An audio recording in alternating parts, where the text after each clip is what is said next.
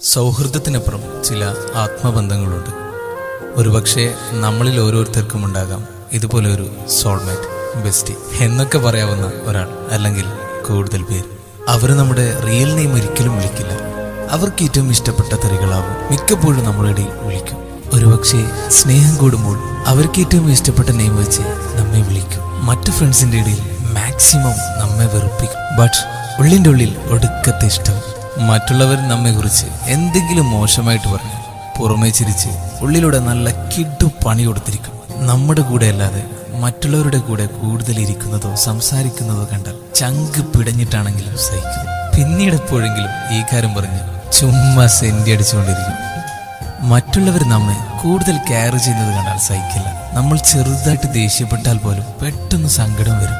മറ്റു കൂട്ടുകാരുടെ ഇടയിൽ നിന്ന് മൈൻഡ് ചെയ്തെന്ന് പോലും വരില്ല. പക്ഷെ ഒരു 10 സെക്കൻഡ് കൂടുമ്പോഴും നമ്മുടെ കണ്ണുകൾ അവരെ ഒന്ന് കണ്ണോടി. നമ്മുടെ കണ്ണൊന്ന് നിറഞ്ഞാൽ കൂടെ കരയും. എന്ത് ചെയ്തിട്ടാണേലും നമ്മെ വീണ്ടും ഹാപ്പിയാകും. സങ്കടം വരുമ്പോൾ ആദ്യം ഓർമ്മ വരുന്നത് അവരുടെ മുഖമാകും. ക്ലാസ്സിലെത്തിയാൽ ആദ്യം നമ്മുടെ കണ്ണുകൾ ആദ്യം തിരയുന്നത് അവരെയാകും. നമുക്ക് വേണ്ടി ഏതറ്റം വരെയും പോകും. തമ്മിൽ വഴക്കിടാത്ത ദിവസങ്ങൾ അപൂർവങ്ങളിൽ അപൂർവമായിരിക്കും. പിണങ്ങി നടക്കുമ്പോഴും മനസ്സില്ലാ മനസ്സോടെയാണെങ്കിലും ഫുഡ് അടിക്കുമ്പോഴും നീ കഴിക്കുന്നില്ലേ, കഴിച്ചോ എന്ന് ചോദിച്ചിരിക്കും. ഒരു കാരണവുമില്ലാതെ വെറുതെ അടിയുണ്ടാക്കും. 1000 തവണയാണെങ്കിലും സോറി പറഞ്ഞ് പുറകെ നടക്കും. അങ്ങനെ കുറേ ദിവസം തെറ്റി മിണ്ടുമ്പോഴുള്ള ഒരു സന്തോഷം അതിനതിരുണ്ടാവില്ല. ചെറിയ സങ്കടങ്ങൾ പറഞ്ഞ് വെറുതെ കൊഞ്ചി കുറ്റപ്പെടുത്തും. നമ്മുടെ ദേഷ്യവും സങ്കടവും ഏറ്റവും കൂടുതൽ കണ്ടിട്ടുള്ളത് ചിലപ്പോൾ അവരാകും. നമുക്ക് വേണ്ടി എത്രത്തോളം താഴ്ന്നു തരാനും ഒരു മടിയും കാണിക്കില്ല. ജീവിതത്തിൽ ഏറ്റവും കൂടുതൽ താഴ്ന്നു തന്നത് നമ്മുടെ മുമ്പിലാകും. ഉമ്മ പറഞ്ഞിട്ട് കേൾക്കാത്തത് വരെ നമ്മൾ പറഞ്ഞാൽ കേൾക്കും. നമ്മുടെ സകല തെണ്ടിത്തരങ്ങളും അവർക്കറിയാം. അവർ ക്ലാസ്സിൽ ഒരു ദിവസം ലീവായാൽ അന്നത്തെ ദിവസം പോയി. അവരുടെ കൂടെ ഒരു സെക്കൻഡ് ചെലവഴിക്കുമ്പോൾ കിട്ടുന്ന ഹാപ്പിനെസ് മറ്റു ഫ്രണ്ട്സിന്റെ കൂടെ ഒരു മണിക്കൂർ ഇരുന്നാൽ പോലും കിട്ടില്ല.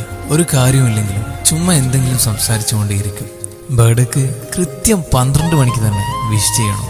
അവർക്ക് വേണ്ടി എത്ര പണം ചെലവഴിച്ചാലും കണക്ക് വെക്കില്ല. അവർ തമാശക്ക് പോലും എന്തെങ്കിലും ഒരു കാര്യം ആവശ്യപ്പെട്ടാൽ അതപ്പം നടന്നു എന്ന് ചോദിച്ചാൽ മതി. പറയാതെ തന്നെ നമ്മുടെ മനസ്സ് വായിക്കും. നമ്മുടെ സങ്കടങ്ങൾ എന്താണെന്ന് ഇങ്ങോട്ട് പറയും. ആരൊക്കെ തേച്ചിട്ട് പോയാലും അവസാനം കൂടെ നിൽക്കാൻ അവരേ ഉണ്ടാകും. അവർ നമ്മുടെ മുമ്പിൽ ഒരു ചെറിയ കുട്ടിയെ പോലെ നിന്നു തരും. അല്ലെങ്കിൽ നമ്മൾ അങ്ങനെ നിന്നു കൊടുക്കും. എത്ര സമയമാണെങ്കിലും നമുക്ക് വേണ്ടി ചെലവഴിക്കും.